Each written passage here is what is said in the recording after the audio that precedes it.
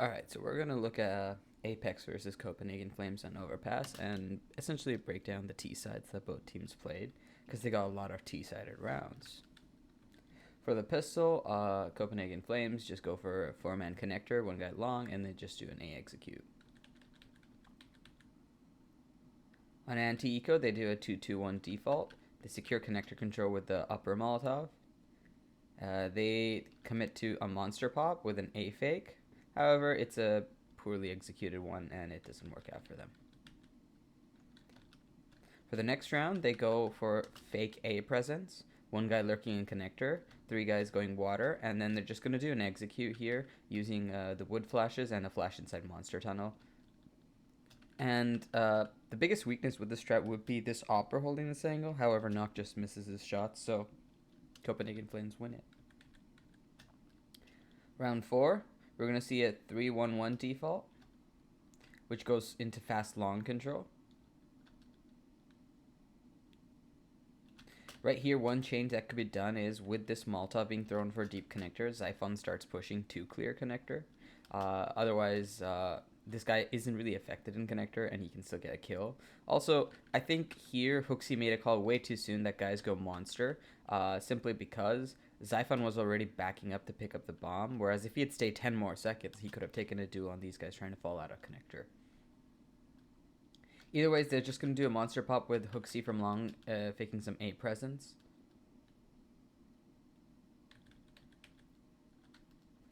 Round 5, they're going to start with 2-0-3 default.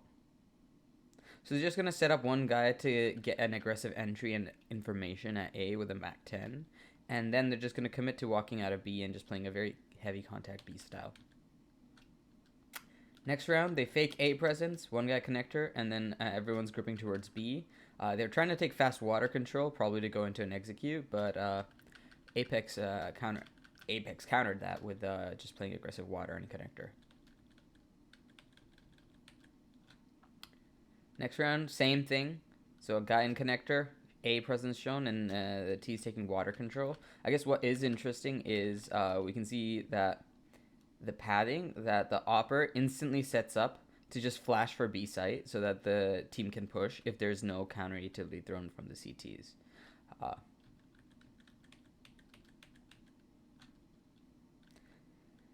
Next round was going to be an aggressive mid control with Nikodas throwing the divider Molotov. They miss it, but still they proceed with it. They give up water control. They get mid control. They didn't properly clear connector, which is why Roy has to hold it, and then the connector player just comes up and watches long. They get some openings, and at the same time, the B player just contacts out a monster. So this might be a really good call to make if you know that the CTs are playing very aggressive water and connector.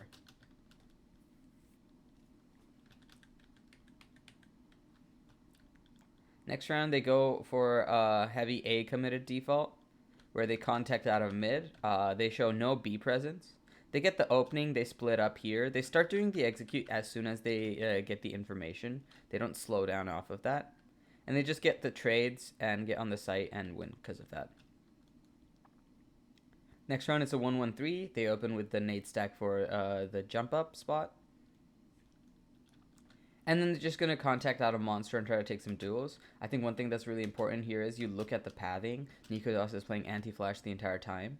So when they throw the second Molotov here to sort of clear this area as a whole, Nikodas is just playing anti-flash. The CT's flash, Jabby gets blind, but Nikodas can help him. And yeah.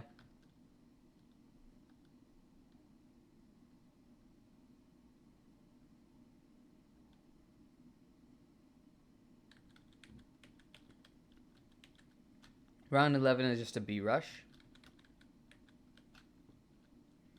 Round 12 is the 3-1-1 default, which goes instantly into long control.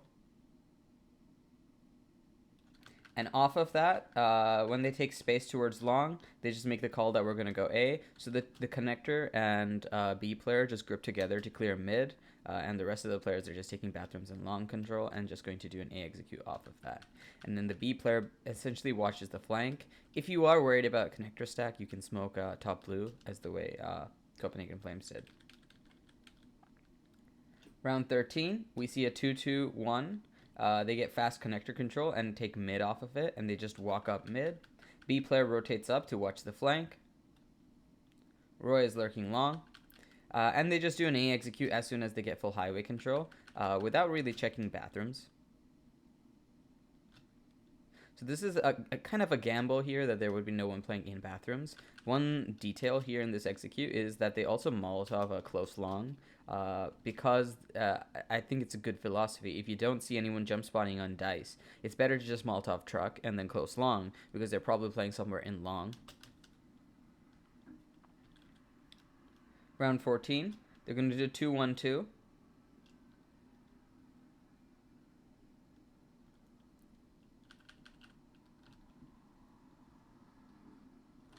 They secure mid control, connector control, and a little bit of long control. And at the same time, they got to pick at monster. They still do not have water control. So Xiphon can't really come out of the connector door because he can only hold this angle. He doesn't know where the CTs would be. Copenhagen Flames just contact out of monster. Once they get the info, they pincer the guy who's in water, and then they just get the bomb site. Round 15, it's a 1-1-3 default. They set up for a monster pop. Hooksy gets a pick at A. Hooksy takes a lot of space towards A as well. And when the monster pop happens, they don't see anyone, so they make sure they can get pit control. They smoke short, and then the opera just watches short.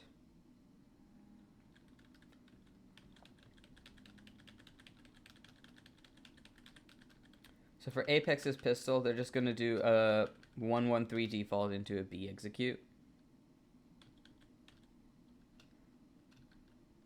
For the next round, they're going to buy deagles. They're just going to go early, 4 guys towards A. B player rotates up early.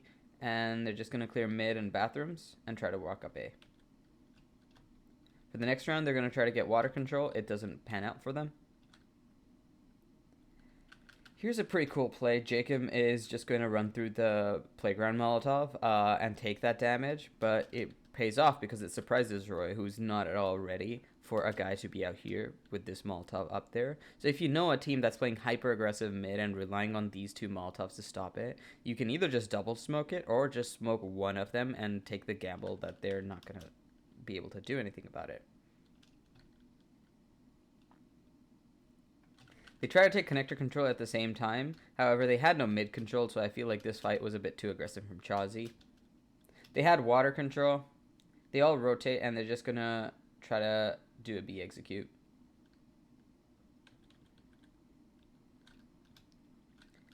We see Apeks go for a fast mid control. However, because the CT smoked here and the Ts are just not taking that much map control, this can be a bit slow. In this case, you see Jacob actually has a really good spawn, and that helps him because he's able to counter the 2 CTs who are trying to play aggressive. So just something to be aware of, that if the CTs are not using proper util here to slow you down with all the smokes, you can change the smoke to be here and here, and then just throw a bunch of flashes here to pick off the opera who's just trying to play aggressive.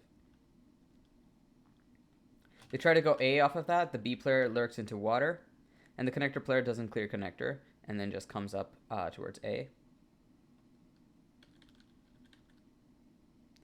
Next round, we see 2-1-2, where 2 guys are responsible for A, 1 guy connector. They get early water control. They secure connector control. They walk out mid. They get a pick from long, and they're just going to do an A split. Next round is another 2-1-2 where they get water control. The guy in connector has smoked himself so he can play aggressive. And based off of no contact taken towards water, they're just going to walk into B. Next round is a 2-1-2, but the connector player is late because he was smoking and Molotoving towards A. One change that you can do here is instead of having 2 guys towards B, you let your connector player play default and actually just have your IGL or your second B player throwing those nades. That way you can actually take a lot of space towards mid at the same time, rather than getting slowed down. So in this round, you can see what happens when the CTs play aggressive and you're unable to counter it because you've already expended too many smokes right here. So this mid control util set is probably better if you're either going to rush up this side or the CTs don't use both Molotovs.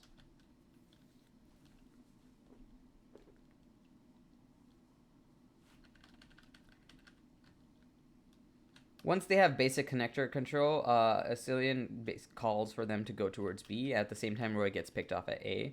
So they just test B.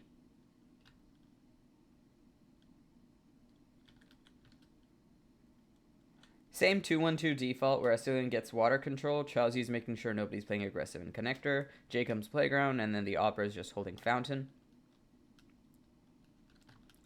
And from here, you can really transition to any map control you want. You can start working mid control with the connector player pincering it. You can stay towards water, in which case the connector player just needs to watch the flank. So when you are transitioning from this default into a B hit, you can leave your A player to watch the flank, connector player to also watch the flank, and the rest of you can focus on taking fights towards B.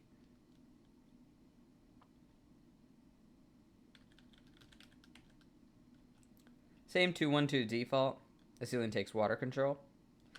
With this smoke, he has a lot more cover, so even if he gets flashed, he can quite easily hide behind cover. Chowzi is making sure there's nothing aggressive going on in connector. Chowzi Molotov's connector, but he gets picked off, as does Asilian. And with that, Apeks just decide to group towards long. A 1-2-2 default, where the Opera starts off watching connector aggro. Chowzi takes connector control. Jacob's responsible for solo holding A, so he smokes it, he throws one flash to show presence, and then he just throws another flash so he can peek into playground. You could combine this into one flash if you want to be a bit conservative with your util. Asilian takes water control, and Knock comes up and grips towards B, off of the map control and the pick that they had. This is an interesting thing that's been happening in the meta, which is the re-Molotov for sandbags.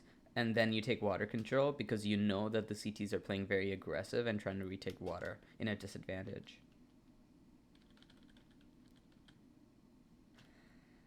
Apeks start off with the 5-man boost. It doesn't work out for them, and they get picked off from an Opera long because the CTs took a lot of space. They also have connector control, so this is just a down round for Apeks.